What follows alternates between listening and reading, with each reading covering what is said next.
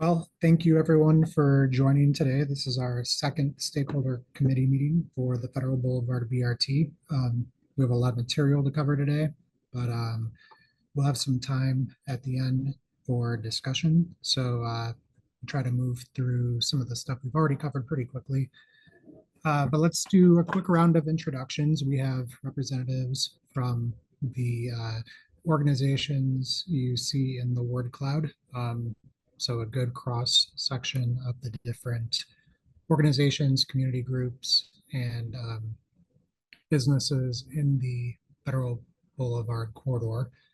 But let's just go quickly around the room. I'm Ryan Knowles. I'm the BRT program manager at CDOT Region 1. And I will just go down the list here. Brenda? Hi, I'm Brenda and Gilbert Vasquez, and we're property owners off 23rd and Federal. Thanks, Brenda. Brenda Tierney? Hi, I'm Brenda Tierney, and I work with the Federal Boulevard BRT team. Morgan? Good afternoon. My name is Morgan Marion. I also work on the Federal Boulevard BRT team for public engagement. Adam? Hey there, I'm Adam Spiker, an engineer on the CDOT BRT program team. Adam's ready for ski season. Alejandra? Hello, buenas tardes. I'm Alejandra Castañeda, and I am with Pedestrian Dignity, and I'm waiting for the bus on West 30th Avenue. Hope it comes soon. Thanks, Alejandra. Anissa? Hi everyone, I'm Anissa. I work at the Denver Housing Authority, but am also a resident up in Westminster on like 80th and Federal. Trisha?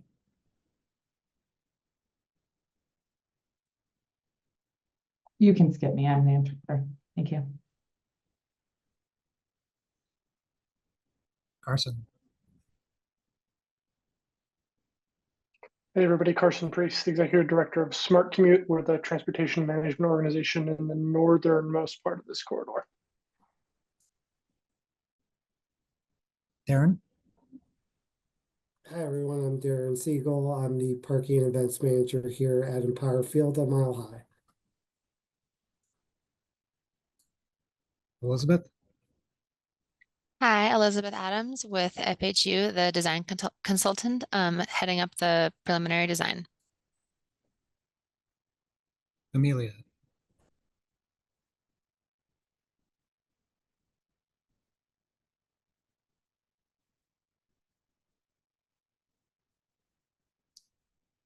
Heidi?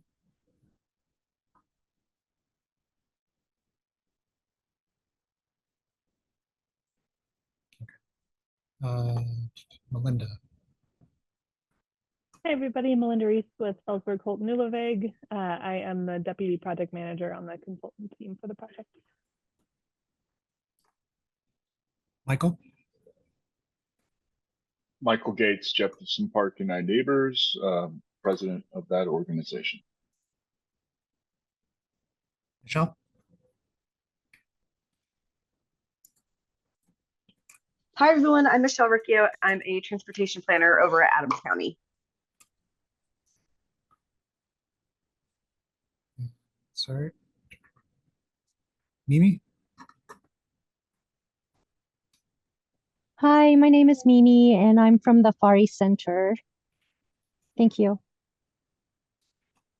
Thank you, Mimi. Molly? Hi, Molly McKinley. I'm the policy director for the Denver Streets Partnership. Molly. Mariah? Hi everyone, my name is Mariah Rodriguez and I'm the president of the Westwood Community Action Team. We're a newly resident neighborhood organization. So thanks for having me. Thanks for joining. Mike? Everyone, Mike Hughes, West Corridor Transportation Management Association. Thanks, Mike. Myla? Hi everyone, Myla with Denver Dottie on the transit planning team. Natalie?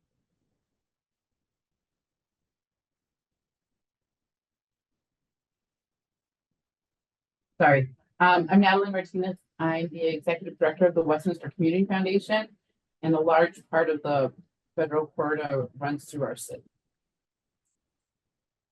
Great, thanks, Natalie. Romain. Hi, I'm Romain, a consultant advocate for the Act of Adams. Thank you. And then Yadmi.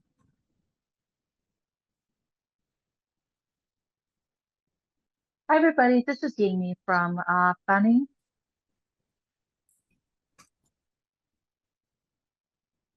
And then I'm not going to pronounce this correctly, but Leal, is that correct? Hi, my name is Victoria. I'm from the Denver Art Museum. We organized the Desert Rider exhibition last year that had a lot of representations of Federal Boulevard in it. Thanks, Victoria. Sorry, I did not That's catch okay. That's the okay. username. Well, I wasn't able to attend the last one. I'm so sorry. No problem. Thanks for joining today. And then I see Amelia at the bottom. Amelia, are you there? Hi, yes, I'm here. I'm Amelia. I'm using the ASL interpreter. I'm the Director of Independent Living Program here at the Center of Independent Living called Atlantis Community Incorporated. So I'm happy to be here. Thanks. Did we miss anybody? Hey, sorry, I joined late and my audio was messed up. So if we're introducing ourselves, I'm Leah with Ruby Hill neighborhood. Hi, Leah. Nice to see you again. I see you, Ryan. And I also joined just a few minutes ago, or a minute ago. This is Dan Shaw from West Colfax Bid. Dan. And also Federal Bid, I guess, as maybe more so. You have two hats that push yeah, this forward. definitely. Yeah, maybe more so that bid. Okay. Okay. Great. Well, moving on. So I did want to just restate the goals of the project. I know we probably covered this in the first meeting, but primary among our project goals is safety. So our goal is to improve safety for travelers in the Federal Boulevard corridor, and also for riders, particularly accessing the future BRT. And so folks waiting at stations, we are thinking about how to increase safety for people boarding the bus. Additionally, we are also primarily focused on increasing transit reliability and speed, and with that, hopefully growing the ridership. Our preliminary forecasting has shown that we expect about double in ridership over the course of the planning horizon of 20 years. So we are excited about the ability of this project really to promote and improve transit service in the corridor. And with that, decrease travel times for transit so that it is competitive with driving. So those are really our primary goals with this project. But of course, we want to, in delivering the BRT, make sure that we are recognizing and promoting the diversity across the 18 miles of the corridor. So there's a lot of different communities, a lot of different residents, and certainly a lot of uniqueness in Federal Boulevard. And we want to ensure that we are celebrating that and highlighting it for the communities and for the greater region. So Federal Boulevard is probably one of the most diverse corridors in the entire state, and so that's a really important part of this project. Additionally, we also want to improve accessibility, so we will be incorporating, of course, the ADA and PROWAG into our project designs, and then we are working on improving connectivity and mobility, not only with other transit routes and services, but we're also thinking about new ones that can support getting ridership to the stations, and really making sure that Federal Boulevard is the backbone of a multimodal corridor. Okay, so a brief description of the BRT. Next slide. So the project that we are currently, so we're in the BRT project. The phase of the project that we are currently in is the what is known as preliminary engineering phase. So we are taking the locally preferred alternative that was developed by the city and county of Denver and the cities of Westminster, Federal Heights, and Adams County, and taking that to what is known as a 30% design. So that's where you get into more detail about what that design looks like on plan sheets, and then from there really finalize the design and focus on all the specific details like subsurface utility engineering, survey, right-of-way, etc. So with that preliminary engineering, we are doing a very thorough transportation analysis. So as I mentioned, we've been modeling ridership in the corridor. We are also modeling what traffic does today and what we anticipate it will do when the project opens. We are also conducting an environmental evaluation consistent with the National Environmental Protection Act. So we are in the process of evaluating what the area of potential effect will be for the NEPA analysis, and then also we've initiated consultation with our historic stakeholders. We are working on air quality and water quality. So we're really starting to get into the meat of the NEPA evaluation. Yes, Dan, I see your hand raised. Oh, I was just going to put it into the chat, but so just in terms of the projection modeling that you do for projecting ridership, one of the things that has come sort of as we've looked at Colfax and Federal, and maybe you're aware of this or not, but the extent to which the projections might or might not incorporate the possibility of Colfax BRT connecting to the Federal BRT, which at least, you know, I could go on to a long thing about that, about connectivity of network and all that, but just at a high level, network connectivity, which it isn't currently in the book, in the plans for Colfax BRT, but seems like, you know, there's I could make and I have made a longer sort of case about that. Sure. But something that doesn't make a lot of sense, maybe. Well, so I would say certainly that is a thing that makes long-term sense. I think for the specific modeling that we're doing for Federal Boulevard, we're more or less focused on the actual service on Federal and not necessarily looking at transfers to other routes at this time, although I think we will eventually. Melinda, do you want to weigh in on that? Yeah, so the model takes into account the existing routes that are out there and the connections between those, and we do have the Colfax BRT modeled into the route, or incorporated into the model with the FTA process that next bullet on here. There are certain things that we have to do to abide by what FTA requires for our grant application, and so we are limited in only being able to assume the connections that are financially constrained and in the plan today. And so, you know, knowing that is on the table potentially for future connection at this time, since there isn't a specific plan around it, that connection is not included right now. But to that point, I think, Dan, that's something that we understand could eventually look at. Mm-hmm. Yeah, so actually yeah. Okay. I mean, so I don't want to belabor that point, and it's a meeting with a lot of people here. So is there a chance we could have a conversation? I think I understand your general constraints that you're operating under, but I'm wondering if there's a chance to follow up on that at some point. Certainly there is, and Okay. you know, let's move on, and then we can maybe loop Yeah. back to that at the end as well. So yes, we're doing the environmental evaluation, as I mentioned. Been doing a pretty significant amount of public and stakeholder engagement. I'll talk about that later in the presentation. And then finally, we met our first major milestone for this project in that we submitted a rating application for the Federal Transit Administration Small Starts Capital Investment Grant. So I'll talk about that also. Next slide.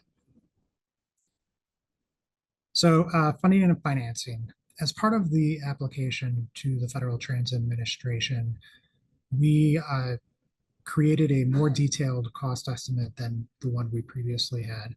And so now we have a pretty reliable working number for the overall BRT project, including the scope elements that we'll talk about today. So because we are several years out from construction at this point, and we have a lot of design work to do, we have to adjust the cost for the year of construction. So in today's dollars, we anticipate the project is about a $281 million project, which works out to about $16 million a mile. However, when you adjust for inflation and construction in 2028, we expect that the project would be $318 million. So that's about an $18 million per mile cost. So we've put together a diversity of sources to address that cost. I'll talk about those on the next slide. We are also working with RTD on the annual operating cost. So there is a cost to all the different routes that operate and touch Federal Boulevard today. In the RTD system optimization plan, Reimagine RTD, Reimagine RTD, the budget for Federal Boulevard is $21 million. The service plan that we've developed, which is the two BRT lines that overlap between Westminster Station and the Evans Transfer Center, costs about $22 million a year to operate. So roughly speaking, there's about a $2.5 million gap between what's budgeted and what is proposed. So we are working with RTD to fill that gap, and we'll have more information on that at some point. But just for comparison, so, you know, Colfax and Federal are very different. I think we'll cover that today, but this project is very large, and so we really had to focus on being as efficient with our budgeting and our projections as possible because it's 18 miles long.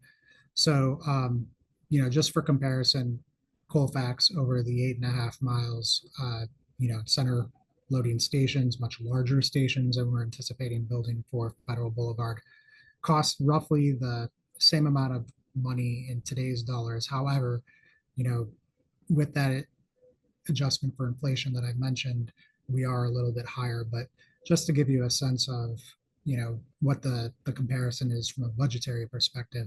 And then, of course, you know, you're getting a lot more value per rider for that money that's being spent on Colfax because the ridership is higher than it is on Federal, significantly higher. Next slide.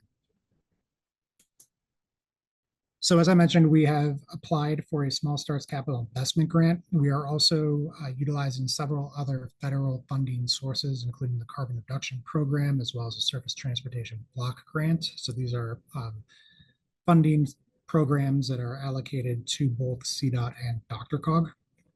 We are also using Colorado legislative funding that's been allocated to CDOT through various Senate bills that have been passed over the last several years.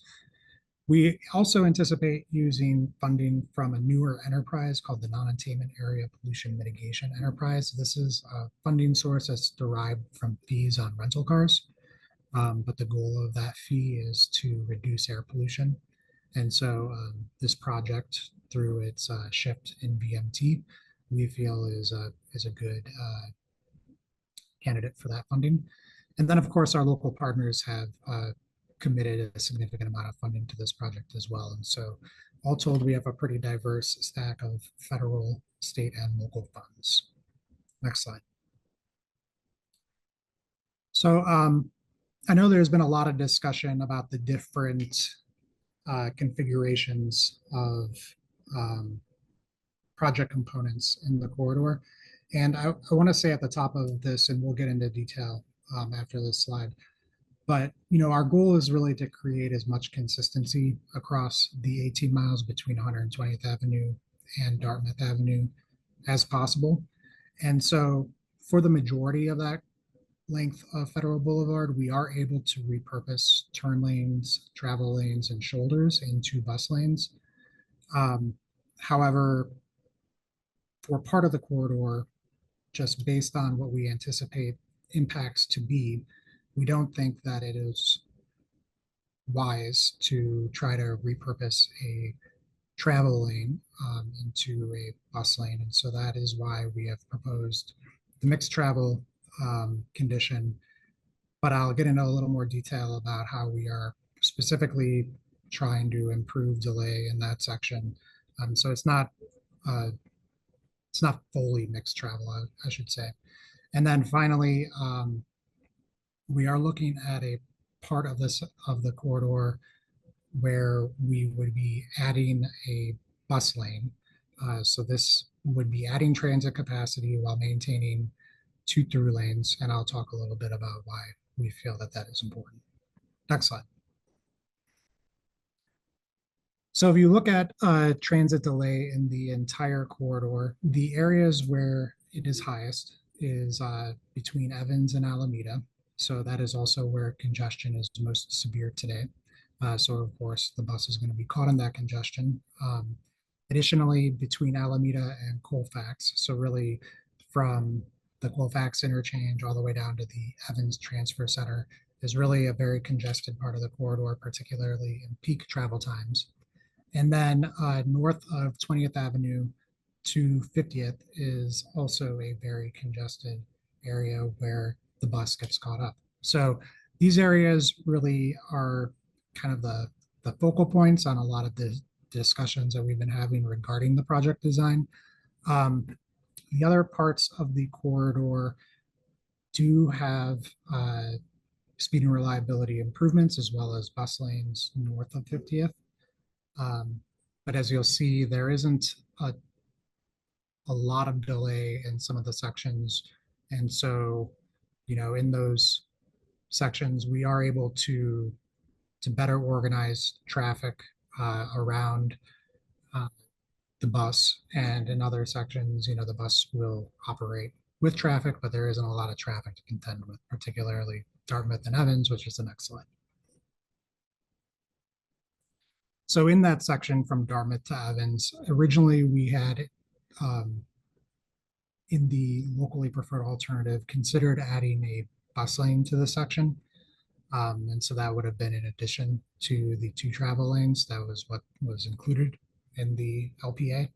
However, looking at the traffic data, as well as, and more importantly, the delay data, we don't see that there is a lot of things holding up the bus today. And so just, when you consider the total delay of the corridor, this section has between stops 7% of that total delay, and then at the stops 9% of that total delay.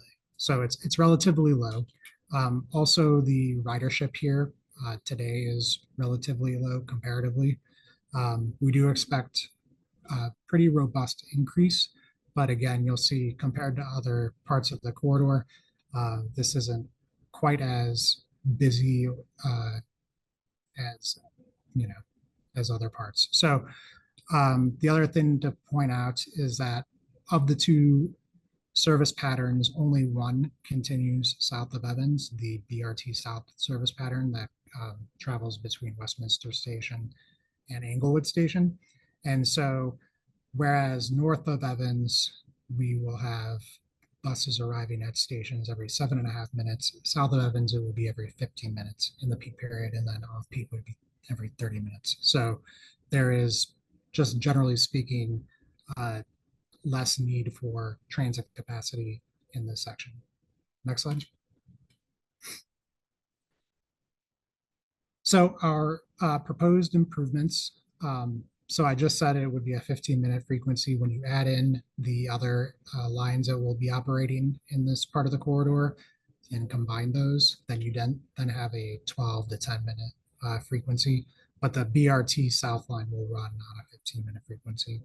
The BRT will run in the curb lane, so it'll be a side running BRT. It will not have bus lanes, but it will have all the other BRT improvements, including transit signal priority, stations with near level boarding, so station platforms, as well as off-board fare collection, so buying your ticket before you get on the bus, and then boarding at all doors.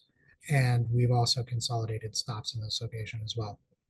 So the anticipated reductions in delay we see from this part of the project is about 57% reduction in delay from TSP, and then 45% reduction in the station stops, so the dwell time. Melinda, do you have anything to add? Did I say that all correctly? Yeah, no, that was great. Yeah, I guess one thing just to give folks a little bit of context. So the between stop delay and the at stop delay, that's data that we get directly from RTD. At stops, as Ryan mentioned, is when you're at the stop, doors are open, you're having passengers board and alight the bus. And then the between stop delay is when the bus has the doors closed and is traveling, but is going less than 10 miles an hour. And so for both of those, we're never going to get either of those all the way down to zero. The bus has to decelerate and accelerate to stop at the station. So you're always going to have some between stop delay. And, you know, we do have to stop and have passengers come on and off the bus. So you're also always going to have some at stop delay. So we're trying to reduce these, but just keeping in mind that you're not ever going to actually get all the way down to zero with either of them. Thanks, Melinda. So the next section is Evans to Alameda. So this is the busiest part of the entire corridor. The existing delay between stops accounts for 23% of the entire delay on Federal Boulevard in the 18 miles. And the at stop delay is about 21% of the total delay. Today, there are just under 2,000 riders per day. We anticipate that to grow with the BRT to about 4,400 riders per day. So that would be the highest ridership on the corridor when the BRT is open for service. The overall, the generalized cross section here is 3 southbound travel lanes, a median in the middle with left turn pockets at intersections, and then 2 northbound travel lanes. I do want to note that between Alameda and Louisiana, where the roadway surface is really bad, the lanes are very narrow. So particularly the curbside lane in some sections is about 9 feet wide, which causes the bus to run on average at about 8 miles per hour. So this would obviously be a problem for BRT, where you're using bigger buses, you have more buses, and you're wanting them to move quickly between stops. Next slide. So what we're trying to do here is with the overlap of the BRT North pattern and the BRT South pattern, we're increasing the transit frequency to 7.5 minutes for the BRT vehicles. That 8.6 minutes is really between the 30 and the 31, which the BRT will replace. So the proposed cross-section you see on the right, which is coming from the locally preferred alternative, is to convert the southbound lane, curbside lane, to a bus lane, which would allow right turns into and out of driveways. And then have those 2 GP lanes southbound. And then northbound, what we would be doing is reallocating the right-of-way and repurposing existing right turn lanes. There are some small sections of existing acceleration and deceleration lanes, and then building out, completing the 3rd lane, so widening the roadway to provide for a continuous northbound bus lane. And then you'd have the 2 general purpose lanes in the section as well. And then, of course, with all the station improvements and transit signal priority, we expect that this would result in a 70%, 75% reduction in delay. And then with the stations, the dwell time would be reduced by 64%. Next slide. So there are some considerations I did want to highlight because I know this has been a concern for folks, particularly in adding roadway width to Federal Boulevard, which is already a high-speed corridor. So that is certainly a concern from us as well. There are high traffic volumes in this section, so roughly about 37,000 vehicles per day when you average it out. It's higher towards Alameda and then begins to drop south of as you go down to Evans. But as I mentioned, there is the heaviest congestion in the corridor in this section, and the roadway configuration today just does not work very well. So when you combine the roadway geometry with inadequate lighting, which is another large contributing factor to crashes, particularly pedestrian crashes, you just see a lot of safety issues. So there are pedestrian crashes. There are pretty considerable broadside approaching turn crashes, side swipes, people driving into things. So overall, the safety conditions today are pretty poor.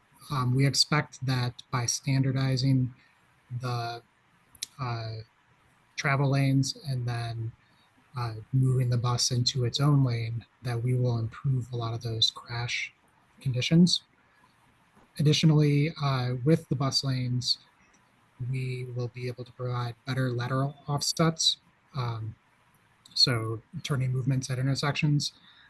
We will also be able to reduce conflicts between buses and vehicles. So you'll see less drivers getting frustrated, getting stuck behind the bus.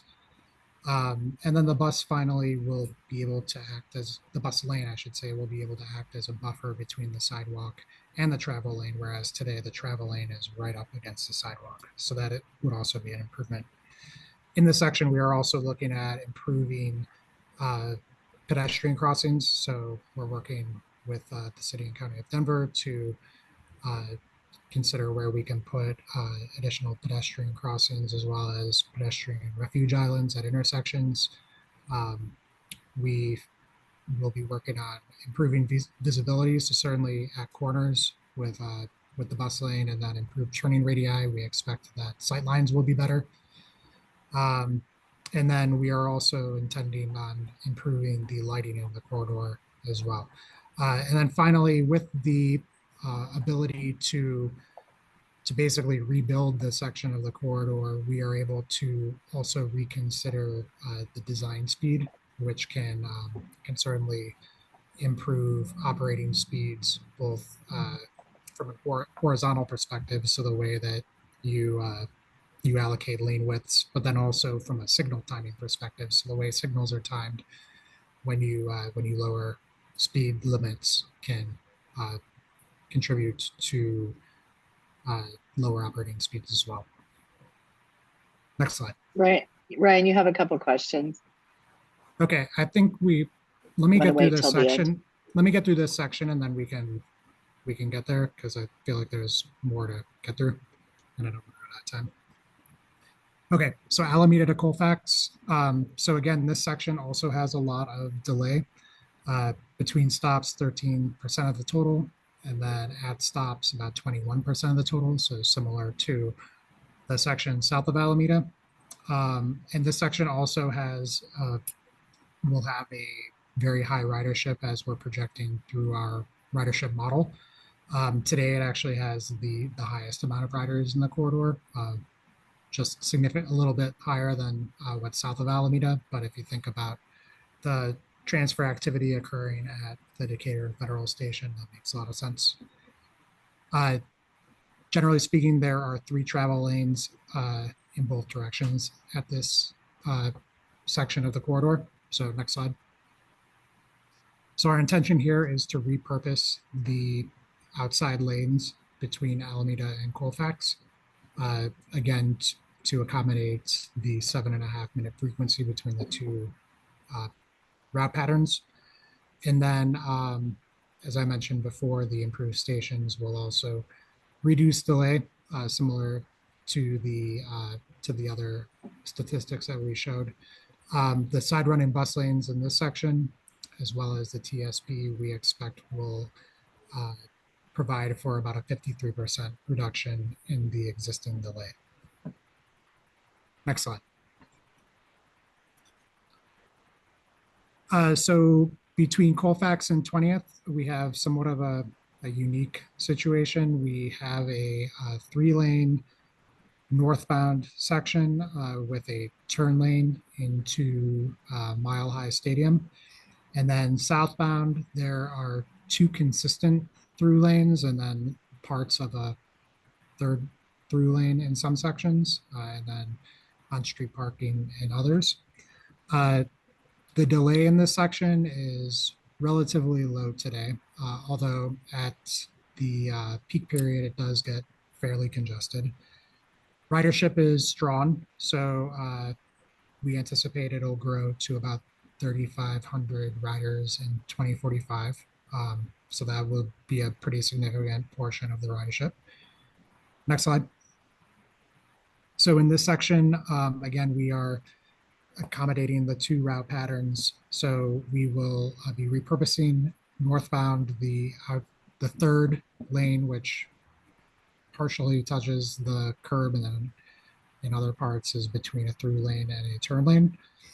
And then in the southbound direction, we will be filling in where the 3rd lane does not have consistency today. So we'll be widening in that section and then converting where it is to a bus lane, so that we'll have a continuous bus lane from 20th to Colfax, and then tying into the continuous bus lanes heading southbound all the way to Evans.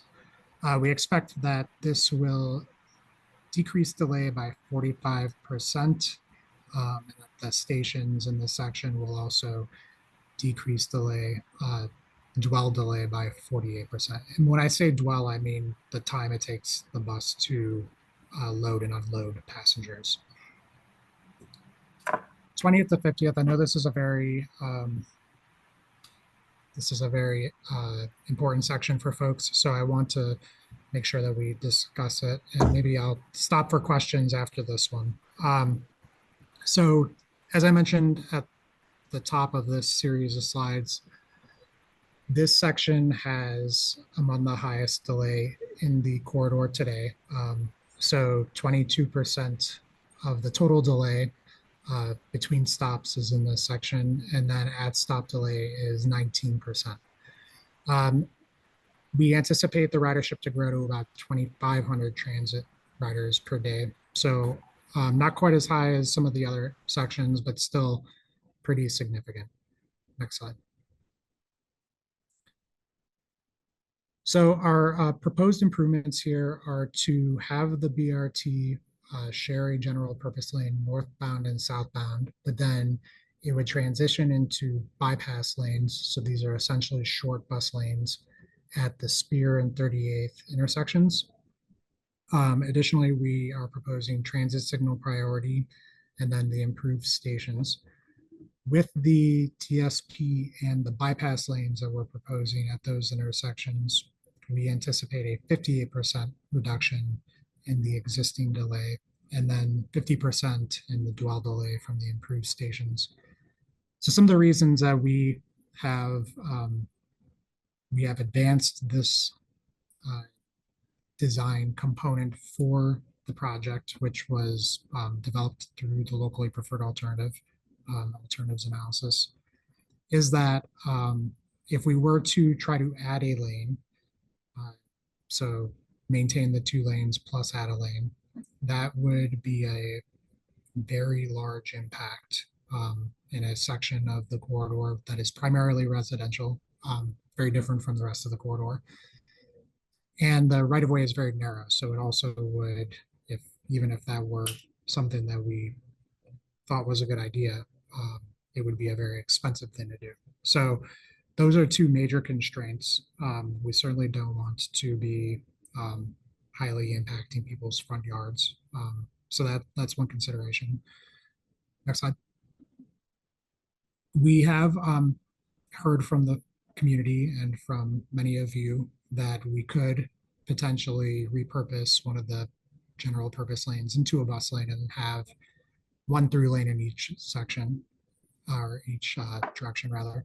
So that is something we have been taking a look at. We have done some preliminary modeling on it. We're still working through our model, so it's certainly not finalized.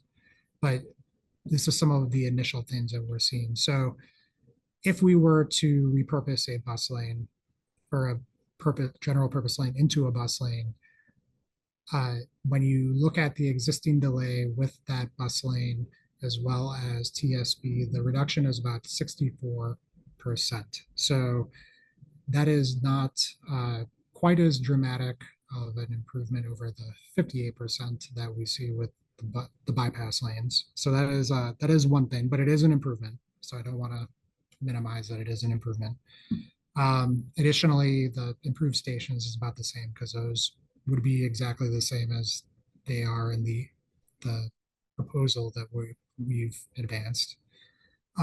However, with the traffic volumes that exist in this part of the corridor, so it's about 33,000 vehicles a day, we expect that about 20% of the traffic could divert into the adjacent neighborhoods. There aren't, like Colfax, adjacent arterials nearby. So the closest major arterials would be I-25 and Sheridan, which of course, it would be okay if folks were to divert all the way over there. But we think that because they are fairly far away from Federal Boulevard, that a lot of that traffic could end up in neighborhoods. And so that would be a major concern for us. So that is a large consideration and one of the reasons why we feel like having a mixed traffic BRT with the bypass lanes in that section makes sense. I'm going to stop there because I know there's a lot of questions and also I need to take a drink of water. Brenda, I can't see the questions. So. Yes, Molly. Yeah, thanks. Ryan, a couple of questions. One, so it was a little bit unclear from your slides for the, I think, section south of Alameda. Is widening, are you planning to widen the road? Was that the proposal or is that not part of that proposal? That wasn't evident to me. Yes, we are planning on widening the road. So on the northbound, the east side of the street, northbound, the road would widen in some sections, not as much, but up to about 11 feet. Is there any scenario being considered currently for this segment that doesn't include widening? So that was what is included in the recommended alternative, the locally preferred alternative. So this is what we've proposed with our ridership model to the FTA. If we do not add that bus lane, then we're looking at needing to redo the ridership model because it would decrease the level of service of the bus. If a general purpose lane weren't converted into a bus lane in that segment. Correct. Is that being considered? So similar to what I just discussed with the conversion of a general purpose lane to a bus lane between 20th and 50th, we feel like if we were to do that, we would potentially see some pretty severe diversion into adjacent neighborhoods. And then I think the other thing that I didn't mention is that also we are worried that if we put a bus lane and a one-lane section on Federal Boulevard, we have a concern that drivers might just get frustrated and drive in the bus lane anyway, which would obviously reduce the effectiveness of the bus lane and also pose a pretty significant enforcement issue for the city. Thanks. Last question is just actually more of a comment Sure. related to the segment between 20th and 50th. I think, you know, what I'm hearing is that that section has some of the most significant delays on the corridor, and driver convenience is still being prioritized, and that's really discouraging to me. I myself and Denver Streets Partnership really hope that, considering safety on the corridor, ridership, and also, you know, weighing in what's an inconvenience to drivers versus what's an inconvenience to transit riders and operators, I hope that's just more seriously considered in this proposal.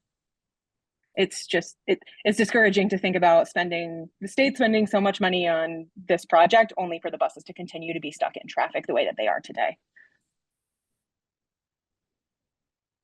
I Leah? appreciate, yes, I appreciate the comment.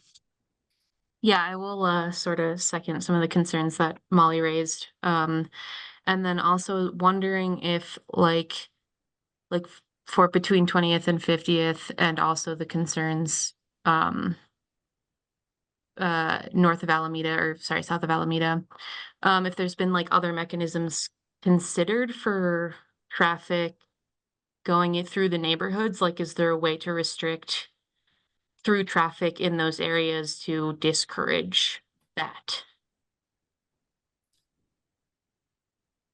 Well, I guess certainly that is a thing that's come up in conversation. We haven't considered specifically what managing or mitigating speeding or diverted traffic through neighborhoods would look like. I think that would largely fall on the city because those are local streets. But there are ways to address it. I mean, I think the question becomes, at what scale does that need to occur? Mai, do you have anything to add to that? At this point, you know, we haven't initiated a study for the parallel streets yet, but I imagine we would, similar to what Dottie did for Kofax, where we're in the process of analyzing 13th, 14th, 17th, and 18th to put in some safety measures to make sure traffic diversion doesn't occur on those streets. So I imagine we'll be doing something similar soon. Okay. Thank you. Dan, your turn. Yes. So I have a couple of things. One is tagging on an earlier comment about the section by Alameda and the lanes. I'm just curious to clarify. This is a minor thing maybe, but to clarify, are you saying that you're expanding the width of the lane, that the expansion is to accommodate wider lanes? No. Okay. Well, no, let me backtrack a little bit. So between Alameda and Louisiana, we do need to widen the width of the lanes, because the lanes today are 9-10 feet wide. And so our goal is to have a 10-foot minimum in that section. And then for the bus lane, it's like a 12-foot effective. So we need wider lanes for the buses to operate rapidly. So that in that section, regardless of what happens northbound, we need to widen lane widths. Okay. South of that, we will not be widening lane widths. Okay, and then I was only asking, I can see how a bus might need that to go fast, but I generally, it seems the narrower the lanes, the slower traffic goes, which might be a good thing, you know, generally for safety. But if it's that reason, maybe that makes sense. My other concerns are more related to the interchange area, delays specific to that. I mean, I assume that you're going to, I don't know what you're modeling, terms of like where the bus is stopping in that vicinity of the transfer station. But the transfer station, first of all, the crossing between, and I know that, I mean, safety should be, it seems, a very important priority here. And if that is the case, then the crossing at 14th and Federal is dangerous because people run to catch the connections that they can get there. And so across Federal, and that's I mean, demonstrably on stats, I think it should, I think you probably, maybe, I'm sure you're aware, but that's dangerous. And it seems like if that's where they're stopping, that is the BRT is stopping by that transfer station, and the light rail, I don't know how that's a good outcome to keep that the way it is, the crossing. So I would say what is not captured in these slides is that we are intending on redesigning that intersection. So I Right. think what actually would happen is that the south leg would be narrowed, and that we are also, so we don't want to do too much across the interchange, just knowing that there's another study to Project. determine Yeah. future of that. Fair. So like right now, the idea is to just take the bus lanes across the bridge as it is until something else is determined.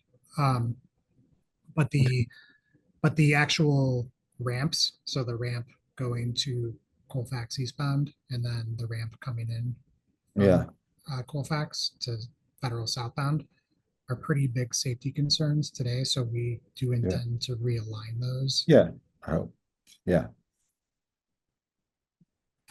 Okay. I mean, I don't know how, I guess you can't model anything based, you can't okay.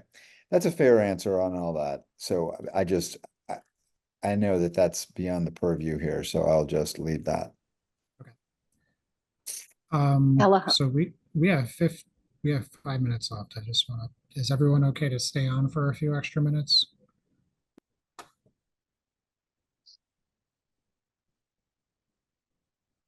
Maybe it's just thumbs up or something. Alejandra has a question if you want to answer that. Sure. Hi, thank you. So my main focus being present here and as part of this stakeholder committee is to be a community advocate and activist and outreaching to communities that are usually excluded from these types of conversations. And I was surprised to hear that the public open house meeting in October has been canceled. And Brenda emailed saying that they're going to be presented to RNOs and to other community groups, which are also not historically representative of the communities that are most impacted by this project. So I'm wondering if there is any interest, and I know Ryan and also we talked about doing a community guided roundtable conversation of some sort where we can talk to the engineers that are participating in this and other people making decisions about how we should be moving, how people's dignity is prioritized around this project. So is that a possibility, and when and how and who should I reach out to? Thank you. Yes, so we are still so we did intend on having a second open house in the fall.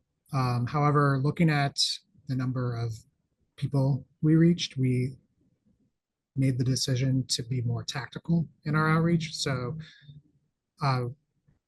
we recently had a presentation to the Ruby Hill RNO and felt that that was a really great way to talk to people directly and have more of a dialogue as opposed to just having a bunch of boards and, kind of quick discussions. It was better to just show up at RNOs or other organized group meetings to have more rich discussions. But I think, we're looking for any and all opportunities to engage the public in that way. So, it doesn't have to be an organized RNO. It could be some other community gathering that we can plan on attending and, talking about the project at. And then for the the roundtable discussion, certainly we will, as I mentioned to you before, we'll work on getting that set up. Sounds good. Thank you. I look forward to that.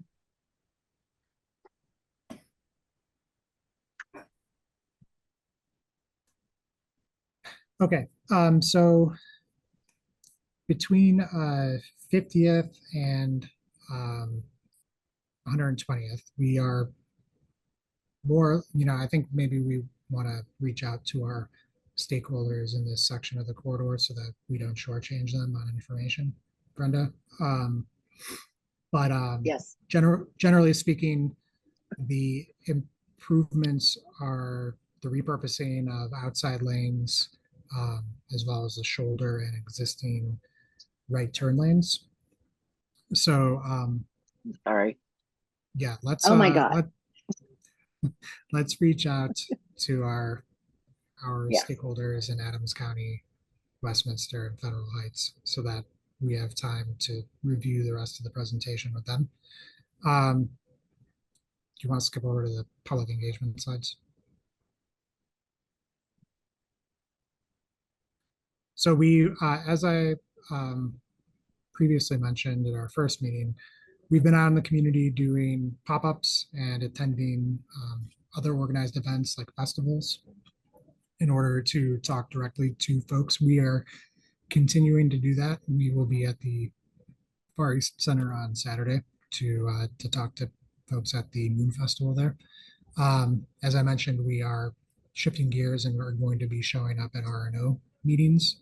And if you have any organizational meetings or you're aware of any organizational meetings or community-based gatherings that you feel like it would be important for us to show up at, please let us know. We're, again, trying to be as diverse and tactical in our outreach as possible. So that would be a great help to us if you could give us some guidance. Next slide. And then, the summary of the comments we received. So certainly we're hearing concerns about adding roadway width to the corridor, as well as not repurposing general purpose lanes. So, we are certainly hearing those concerns and want to talk more about how we are addressing some of the safety issues that are present in the corridor, and also discuss what improvements we expect from the proposed project configuration. Next slide. Schedule. We are still on track for completing 30% design by next summer. Our goal is to have this open for the public by 2030. So that means construction in mid-2027. So no real update there from our previous meeting. And I know we're 1 minute over. So I'm happy to stay on and answer any questions if folks would like that. I know our sign language interpreter had to leave. So, and then if you have any other, if you cannot stay, but you do have questions, feel free to reach out to me. We can either communicate via email or, I can set up a time for us to talk in person. If you have questions, questions now, you can also put them in the chat and we'll send out the answers as part of the presentation when we send that out. Okay, can I ask you a quick question? Because I do have to go. Yes. I put it in the chat. How are the outreach efforts being promoted? Like any of the places you're going? And City of Westminster has lots of public events. Like October 19th is Westy Fest, and like 30,000 people usually come through. We're planning on being there. Okay, so I didn't know if you knew who to connect with in Westminster. We've been working with Chris Chauvin at the City of Westminster, so he's been helpful in connecting us to events and certainly our outreach. We've been utilizing social media channels. We have an email blast. I think we've been trying to coordinate directly with venues. Brenda, do you have anything to add to that? we have all of our information on the website of where we're going to be next. And we do ask at these types of meetings, if anybody has suggestions on places we should be, please let us know. We're more than willing to come out and be wherever wherever there's people. Can you send the link of those engagements? Yes, I'll put it in the chat. Can you, when you send out the emails too? Yes, I will do that. Yes, I'll do that instead. Thank you. Thanks for the, thank you. We'll talk later. I have another meeting. Hey, Natalie. Thank you. John, you had a question? I just wanted to speak in favor of repurposing general purpose traffic lanes between 20th and 50th for the bus. If it's stuck in traffic, then it doesn't matter how often they come. Thank you. Thanks, John. And just to put a finer point on it, so the bypass lanes where we propose them is where the bus experiences the most delay. So it's not like we are trying to address that issue, at least in that part of the corridor.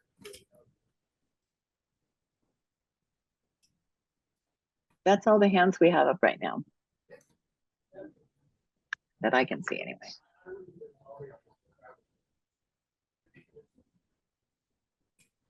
I'm gonna jump. Thanks a lot, guys.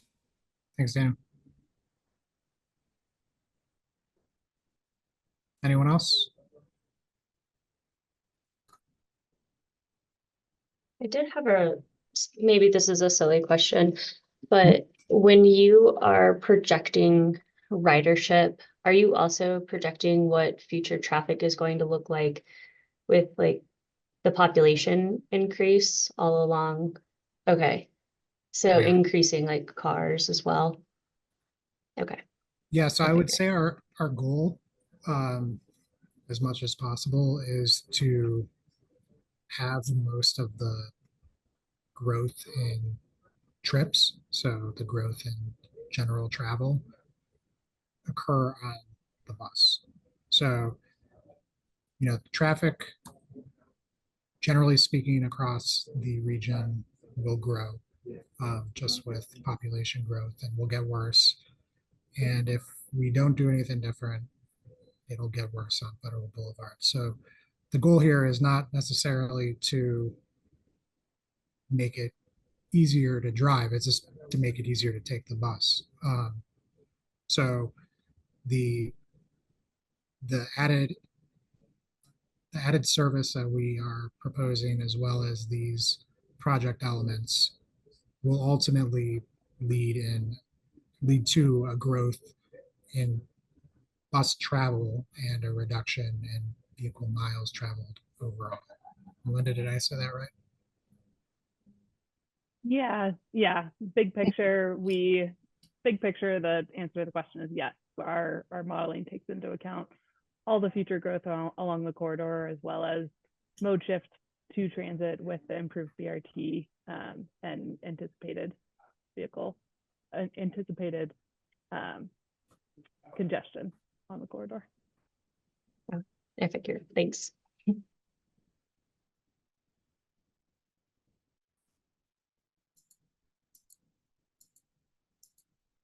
Okay. Well, it looks like most people dropped off. So if you have any other questions, please feel free to reach out.